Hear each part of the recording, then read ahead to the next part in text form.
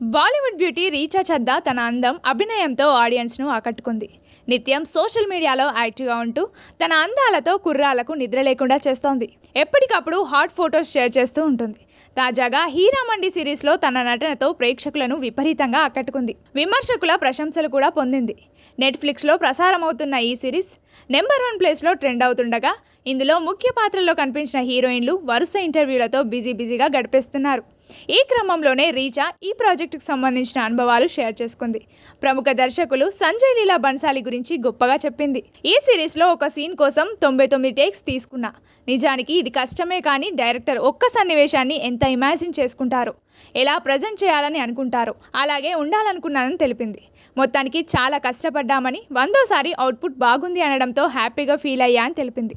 కాగా ఈ వెబ్ సిరీస్లో సోనాక్షి సిన్హా, మనీషా కోయిరాలా, అతిథిరావు హైదరీ, సాజిదా ప్రధాన పాత్రల్లో కనిపించి మెప్పించారు. హీరామండిలో మద్యం తాగి డ్యాన్స్ వేసే సన్నివేశం కోసం నిజంగానే మందు తాగి డ్యాన్స్ చేశానని చెప్పింది.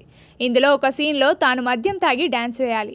ఒక రోజంతా షూటింగ్ చేసినా కనీసం పావు వంతు కూడా కంప్లీట్ కాలేదని చెప్పింది. దానికోసం 40 సార్లు టేకులు తీసుకున్నారని, అయితే మరుసటి రోజు నిజంగానే మద్యం తాగి డ్యాన్స్ చేశానని తెలిపింది. అప్పుడు అనుకున్నట్లుగా సీన్ రావడంతో తన పాత్రకు 100% న్యాయం చేశానని తెలిపింది.